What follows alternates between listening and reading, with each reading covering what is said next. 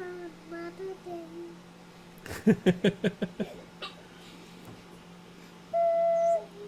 Your tears for another day. Yep.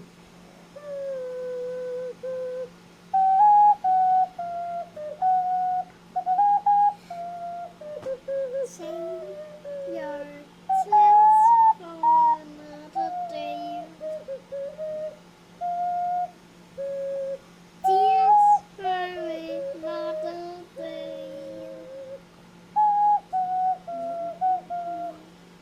Hej, jag hör dit en Chelsea.